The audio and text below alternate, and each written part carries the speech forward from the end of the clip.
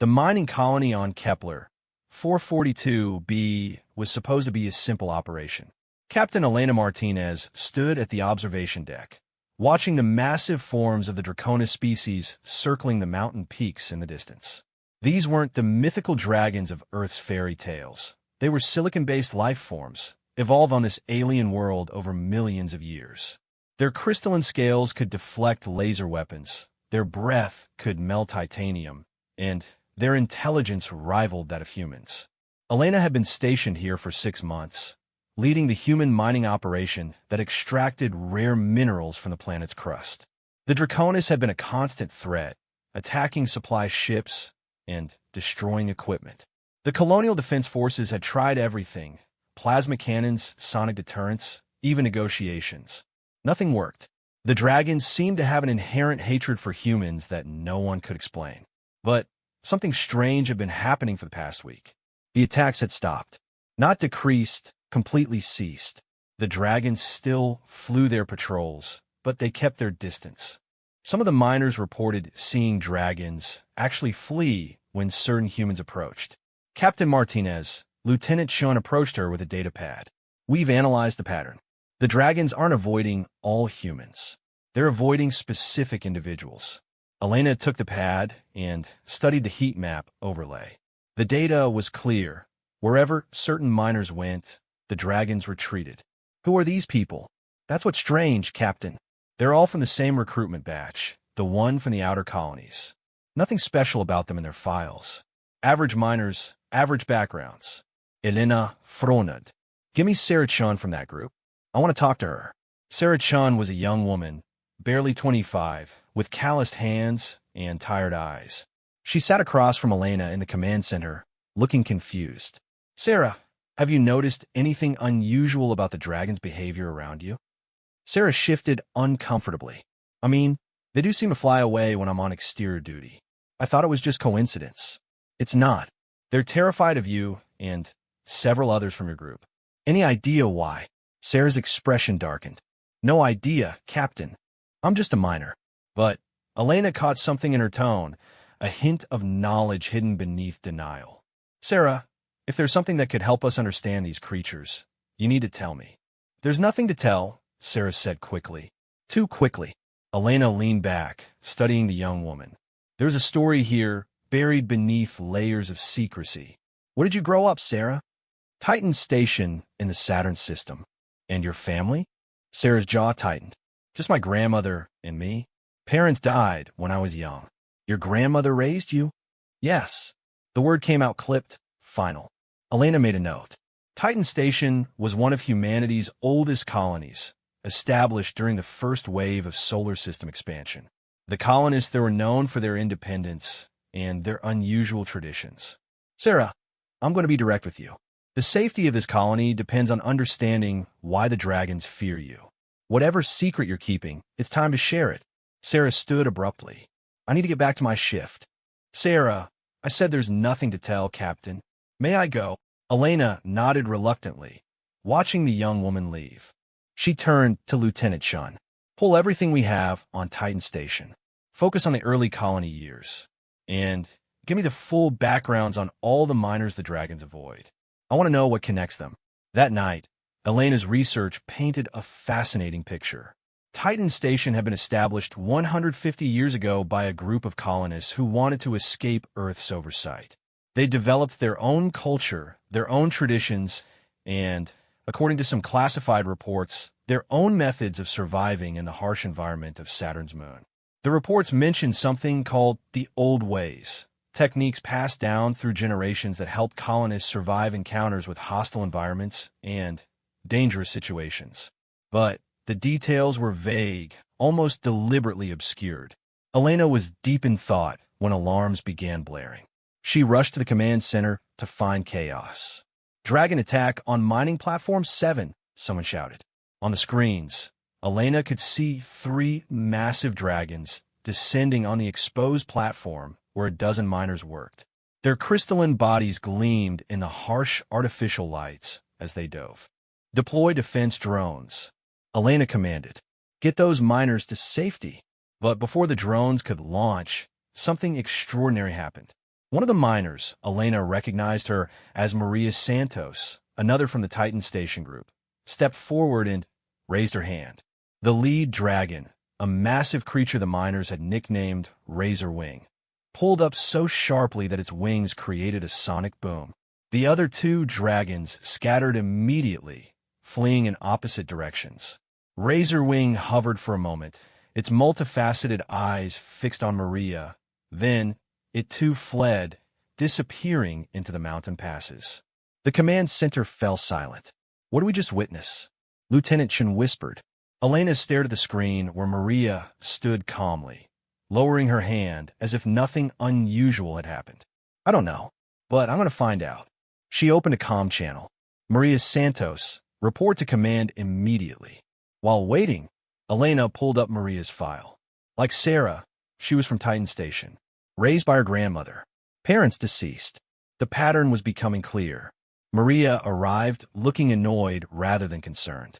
She was older than Sarah, perhaps 35, with premature gray streaking her dark hair.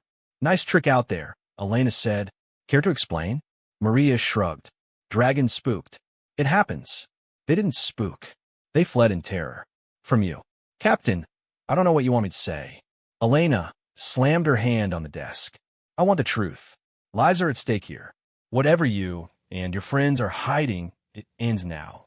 Maria's eyes flashed with anger. "You want the truth?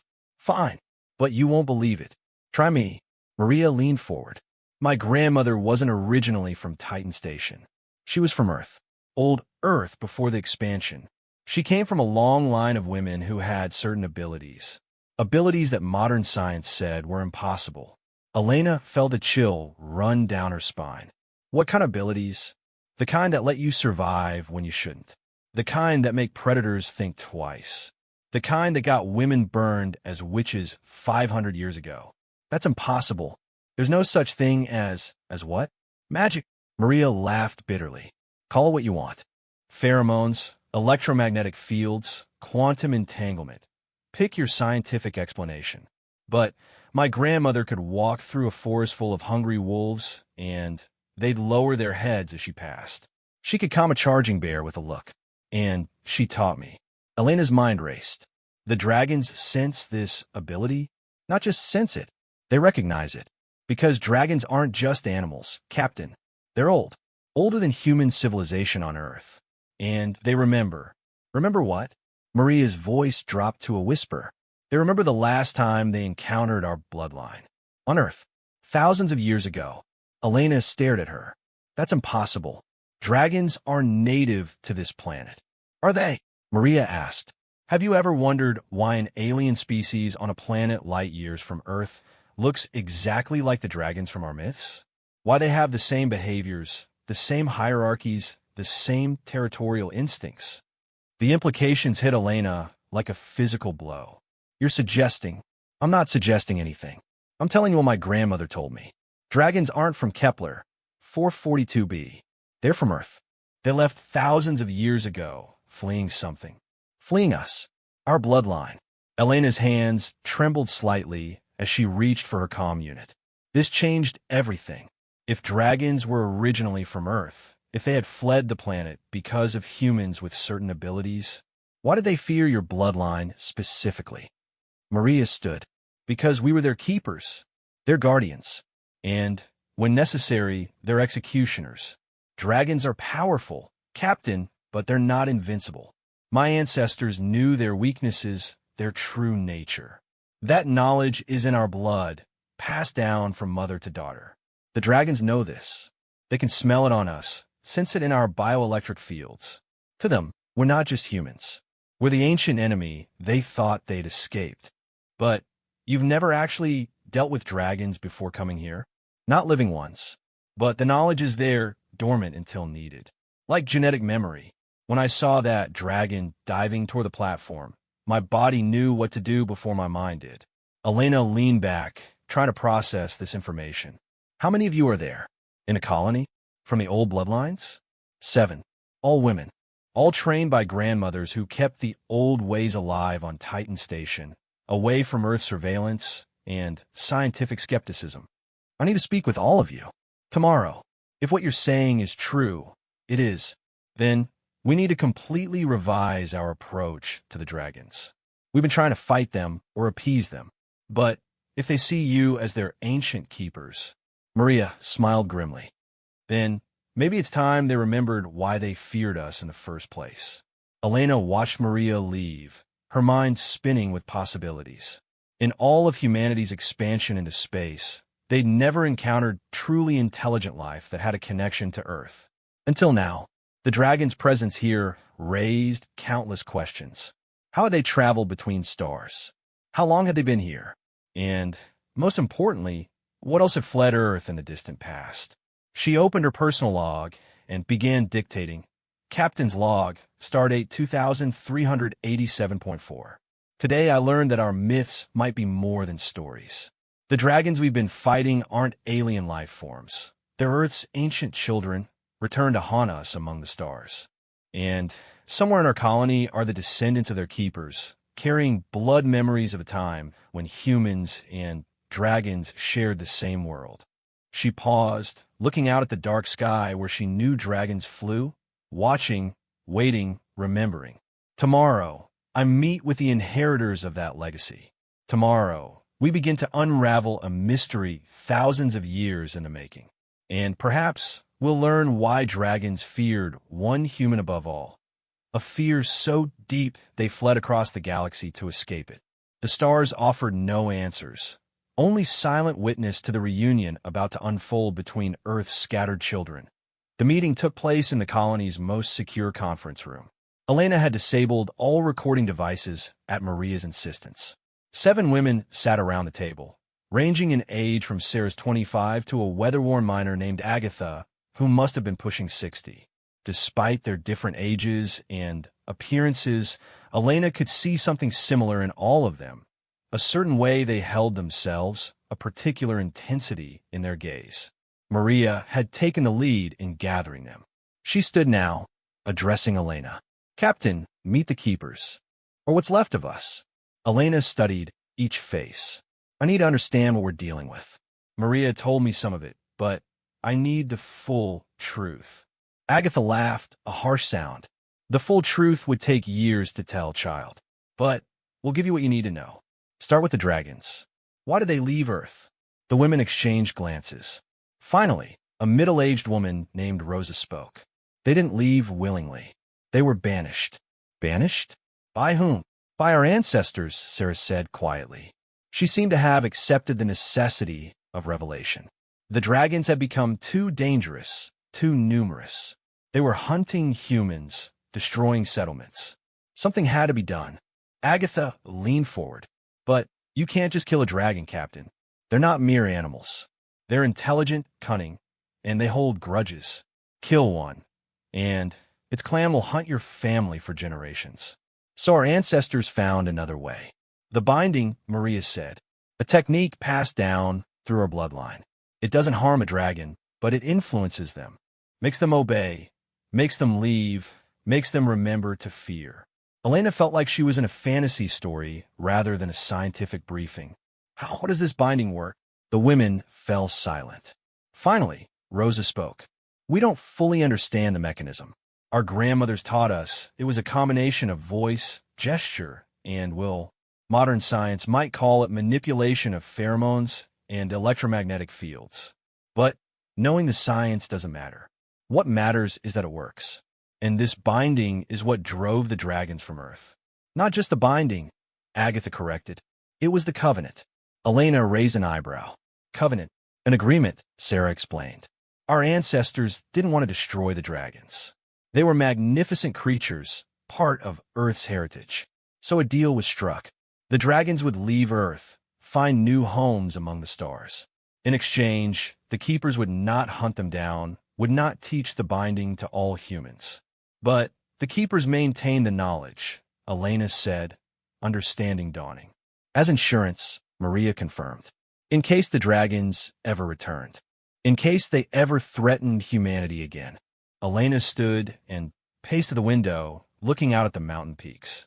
And now here we are on a planet light years from Earth, and the dragons are here too. The universe has a sense of irony. Agatha said dryly. There's more, Rosa added. The dragons here aren't just random survivors. Look at their social structure, their behavior patterns. They're organized, Captain.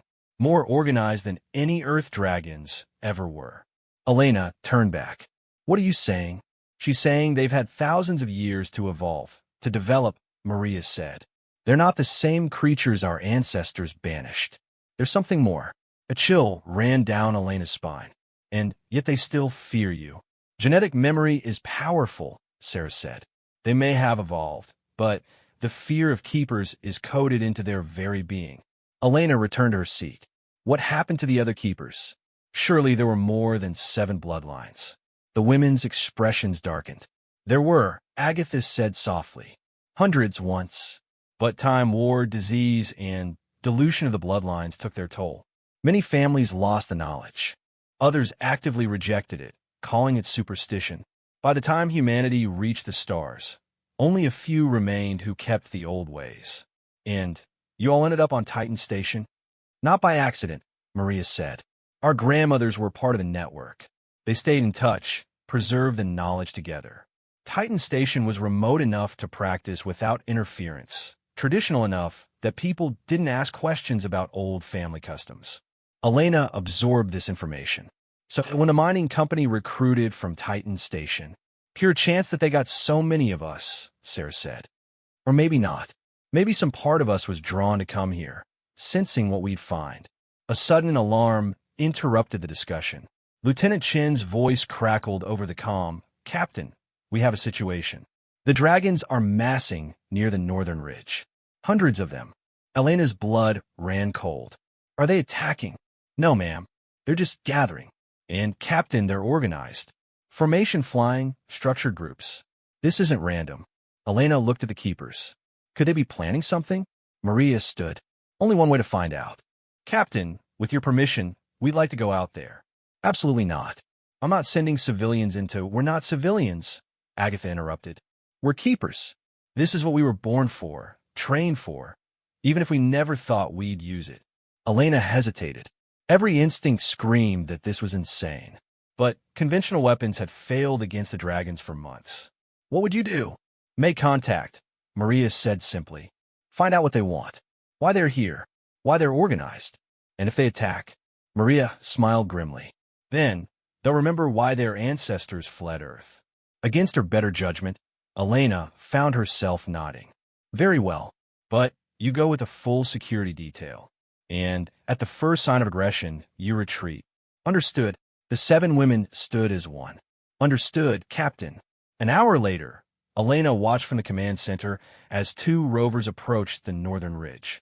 The 7 keepers rode in the lead vehicle, with security teams following. On the screens, the mass of dragons was clearly visible. Hundreds of crystalline forms arranged in precise formations. Bio readings are off the charts, Lieutenant Chen reported. The dragons are agitated, excited? I've never seen patterns like this. As the rovers stopped a safe distance from the gathering, Elena held her breath. The keepers emerged, walking forward in a line. They wore no special protection, carried no weapons. Just 7 women facing an army of dragons. The dragons' reaction was immediate. Those in front pulled back, creating a clear space. Their wings folded tight against their bodies, what the xenobiologist had identified as a submission posture. Audio coming through, Chin said. Over the speakers, Elena could hear Maria's voice, clear and carrying. We are the keepers of the old blood. We speak with the authority of the ancient covenant. Who speaks for the dragons? For a long moment, nothing happened. Then, the sea of dragons parted, and a single dragon emerged. This one was different, older, its crystalline scales shot through with veins of gold. It moved with deliberate grace until it stood before the women. And then, impossibly, it spoke. Not with a voice. The dragons had no vocal cords as humans understood them. But the translators picked up modulated electromagnetic pulses that resolved into words. Keeper blood. We know you. We remember you. We fear you. Maria stepped forward. Then, you remember the covenant. Why have you broken it? Why do you attack human settlements? Not attack. Defend. This world, ours now. Omans imava. Elena leaned forward. They were communicating, actually communicating with the dragons. This world was empty when you claimed it, Maria said. But it is empty no longer. Humans are here now. We can share this world, or we can repeat the sorrows of Earth. Choose. The golden dragon's head swayed. Share. Earth children never share. Only take. Only destroy. Times change. Agatha stepped forward, her aged voice carrying surprising authority. We offer a new covenant. Coexistence. Designated territories for dragons. Designated areas for humans. Peace between our kinds. And if we refuse? Maria's voice hardened. Then, you will learn that the Keeper's blood has not weakened with time. You fled Earth to escape us. There is nowhere left to run. The golden dragon reared back, and for a moment Elena thought it would attack. Instead, it lowered its great head. We consider, but Keeper blood must prove. Prove worthy of new covenant. How? Sarah asked. The trial. Ancient way. Keeper faces dragon. Not battle, test. If Keeper shows the old power, we listen. If not, the dragon's tail lashed. We take this world. The 7 women huddled briefly, then Maria spoke. We accept. Name your champion. The golden dragon's multifaceted eyes glinted. I am Sunweaver, eldest of this flight. I will face her. A claw pointed at Sarah. Elena saw the young woman stiffen. Maria started to protest, but Sarah raised a hand. I accept. Tomorrow, Sunweaver said, when sun reaches peak. At the Crystal Plains. Come alone, Keeper child. Show us the power your grandmothers wielded, or watch your people fall. The dragon turned and took flight, the others following in a rush of wings that shook the ground. The Keeper stood alone on the ridge. Sarah, Maria turned to the younger woman. You don't have to. Yes, I do. Sarah's voice was steady, but Elena could see her hands trembling. It chose me for a reason.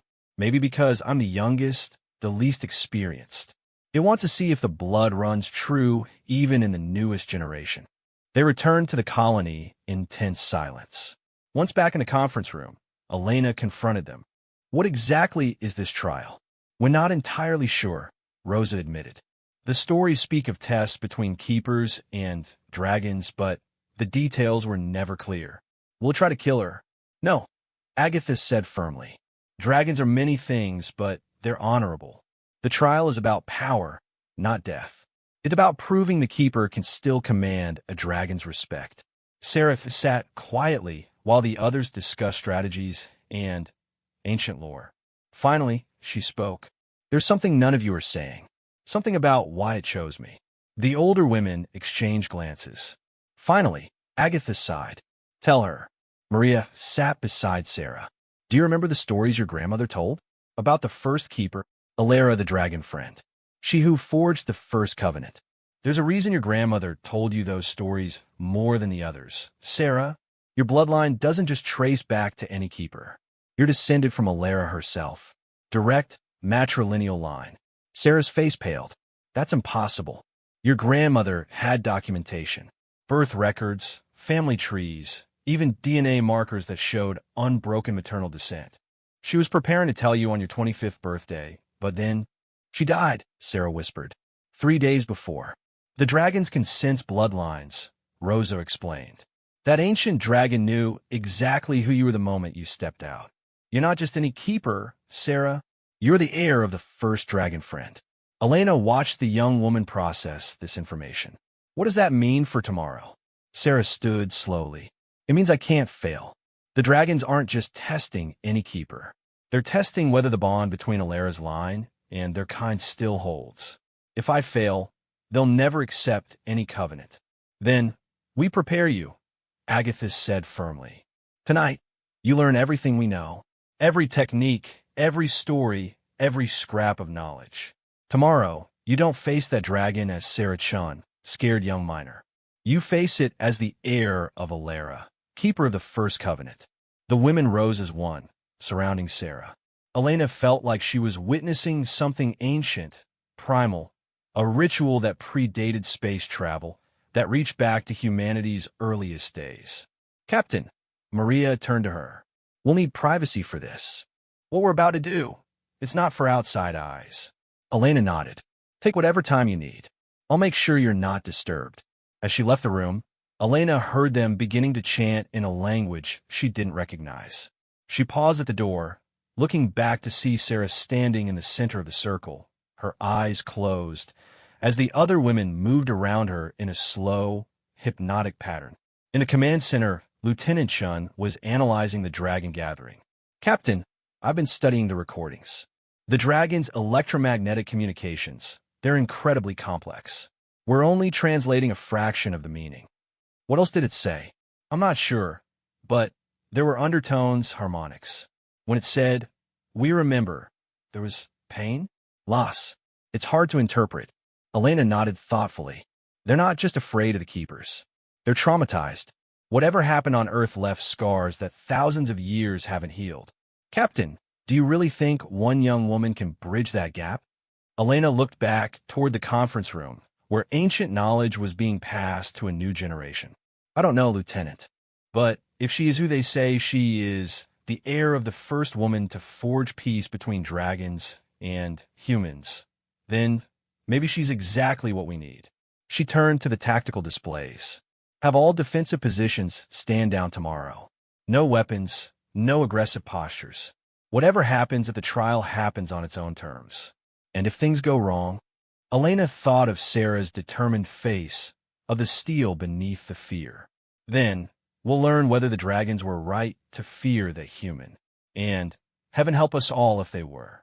The night stretched on as the colony held its breath, waiting for a dawn that would determine the fate of two species trying to coexist among the stars.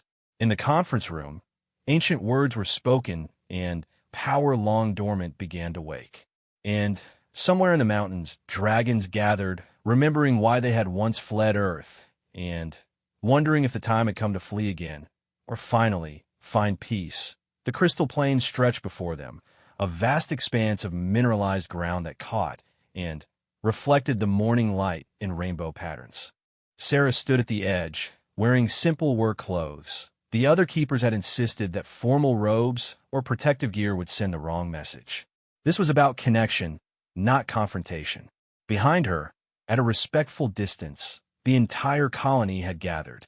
Elena stood with the other 6 keepers, who formed a loose semicircle.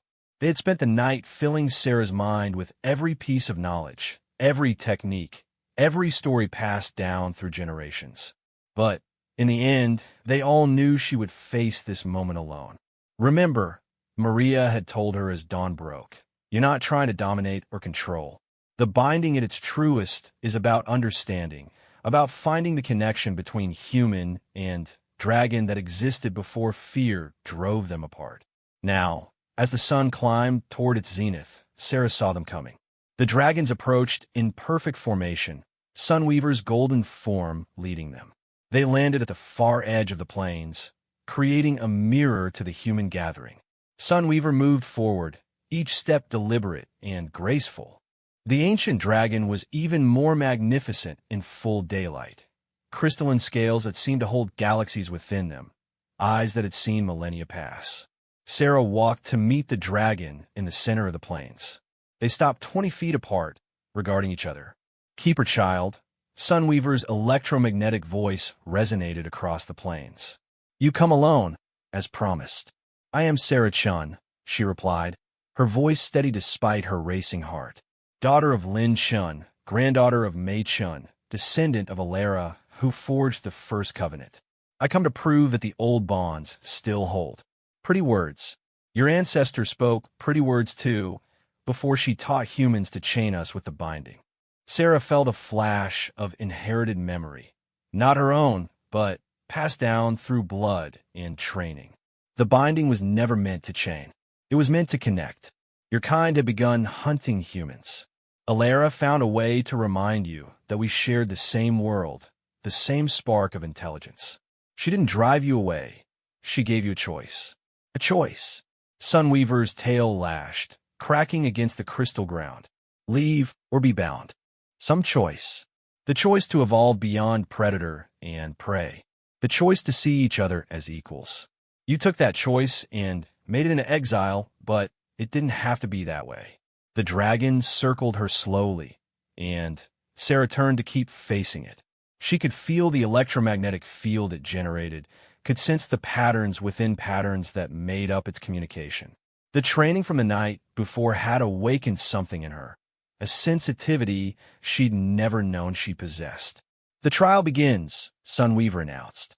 First, the test of fear. The dragon reared up to its full height, spreading wings that blocked out the sun. Its mouth opened, revealing teeth like diamond daggers, and from deep within came a roar that wasn't just sound but a wave of electromagnetic energy that hit Sarah like a physical force. Every instinct screamed at her to run, to cower, to submit. The fear response was primal, coded into human DNA from millions of years of evolution. But beneath that fear, Sarah felt something else, the calm certainty that her grandmothers had cultivated, the knowledge that she was not prey. She stood her ground, meeting the dragon's multifaceted gaze. More than that, she took a step forward. "I'm not afraid," she said, and realized it was true. "I see you, Sunweaver. I see the pain you carry, the memory of loss. But I am not your enemy." The dragon lowered itself, its head coming level with hers. "The test of fear is past. Now, the test of understanding. Tell me, keeper child, what am I thinking?" Sarah almost laughed. Mind reading? But then she remembered Agatha's words. The binding works because dragons and humans share more than we know. In the electromagnetic fields they generate, in the patterns of thought, there are commonalities. Learn to read them. She closed her eyes, extending her senses the way she'd been taught. The dragon's field was complex, layered, but within it she could sense patterns, emotions, images. "You're thinking of home," she said softly. "Not this world, not Earth, but the idea of home. A place where you belong, where you're not hunted or feared. You're thinking of younglings who will never know what it was like when dragons flew freely under an open sky without watching for human weapons." Sunweaver pulled back slightly. "Continue." Sarah opened her eyes, seeing the dragon clearly for perhaps the first time. Not as a monster, not as an alien, but as a being carrying the weight of generations of exile. "You're thinking of the Covenant, wondering if it ever truly existed or if it was just a prettier name for surrender. You're thinking of Alara, my ancestor, wondering if she felt the same weight I feel now. And," she paused, catching a deeper thread, "you're thinking of your grandmother, who told you stories just as mine told me. Stories of a time before the fear." The dragon was utterly still. Around them, both human and dragon audiences held a breath. "The test of understanding is past," Sunweaver said, and there was something different in its tone. "One test remains. The test of truth. Show me the binding, keeper child. Show me the power that drove us from Earth." Sarah felt the moment balance on a knife's edge. This was what the dragons feared most, the power to control them, to force their will. But that wasn't what the binding truly was. Her night of training had taught her that. She raised her hand, not in command but in invitation. "I won't bind you, Sunweaver. That's not what Alara intended. Let me show you what the true binding is." Drawing on every lesson, every story, every drop of inherited knowledge, Sarah opened herself to the connection. She didn't project force or dominance. Instead, she projected understanding, empathy, shared consciousness. She showed the dragon her memories, her grandmother's gentle hands teaching her to braid her hair, stories told by candlelight. The moment she first saw the dragons of Kepler, 442b, and felt not fear, but wonder. But, more than that, she opened herself to receive. The binding, she understood now, was not one way. It was a bridge. And across that bridge came Sunweaver's memories. She saw Earth as it had been thousands of years ago, when dragons nested in mountains and humans huddled in caves. She saw the first meetings, the fear and wonder on both sides. She saw generations of coexistence slowly poisoned by misunderstanding and competition for resources. She felt the dragon's ancestral pain when the first binding was used not to communicate, but to control. And she saw Alara. Her ancestors stood in a valley not unlike this one, facing a dragon not unlike Sunweaver. But where Sarah expected to see domination, she saw tears on Alara's face as she spoke words of sorrow and necessity. "I'm sorry," Alara had said. "I'm sorry we've come to this. But if you stay, one of our kinds will destroy the other. Go to the stars, my friends. Find worlds where you can be free. And know that as long as my bloodline endures, we will remember you not as monsters, but as Earth's children, forced to wander." Sarah gasped, tears streaming down her face. "She didn't banish you. She saved you. Both our species." Sunweaver's great head lowered until it nearly touched Sarah's outstretched hand. "The test of truth is past. You have shown that the binding can still be what it was meant to be, not a chain, but a connection. And you have shown me a truth I had forgotten." The dragon's field pulsed with complex emotions. "We have spent so long remembering the pain of leaving that we forgot the love that sent us away. Alara wept for us. In all our histories, that detail was lost." Sarah felt the connection between them solidify, become something real and lasting. Not control, but understanding. Not dominance, but partnership. "I propose a new covenant," she said, loud enough for all to hear. "Not one of separation, but of unity. This world is large enough for both our kinds. Let us share it not as enemies or as master and servant, but as fellow children of Earth, reunited among the stars." Sunweaver raised its head, addressing both crowds. "The Keeper Child speaks wisdom. Dragons, hear me. The age of fear is ended. The humans who drove us from Earth are gone. In their place stand those who would welcome us as equals. I say we accept this new covenant." A ripple went through the dragon assembly. Then, one by one, they lowered their heads in agreement. Elena stepped forward from the human side. "On behalf of the colony, I accept this covenant. We will establish boundaries, share resources, and learn to live as neighbors.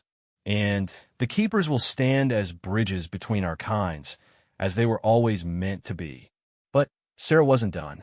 Still connected to Sunweaver, she sensed something more, a deeper pain that hadn't been addressed. "There's something else," she said. "Something you haven't told us. Why are there so many of you? Why so organized? This isn't just a group that happened to find this planet.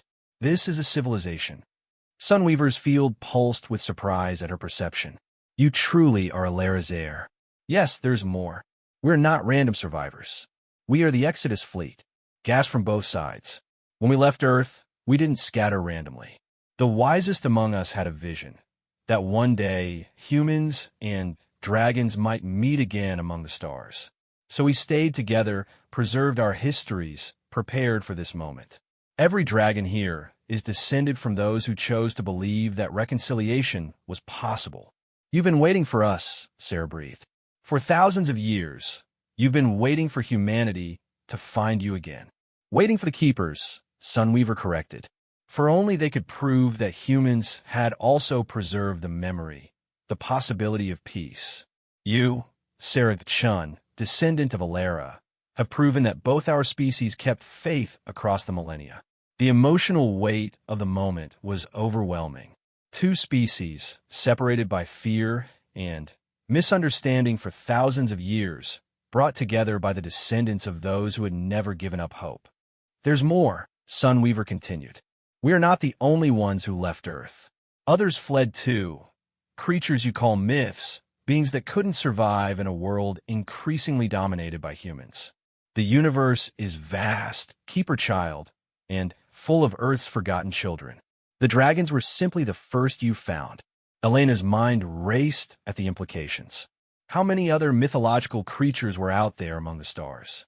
How many other reunions awaited humanity?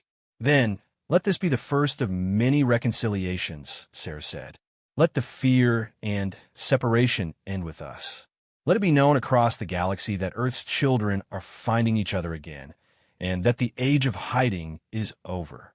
Sunweaver spread its wings, and the other dragons did the same. The morning light caught in their crystalline scales, creating a display of breathtaking beauty. Let it be so. The covenant is reforged, stronger than before.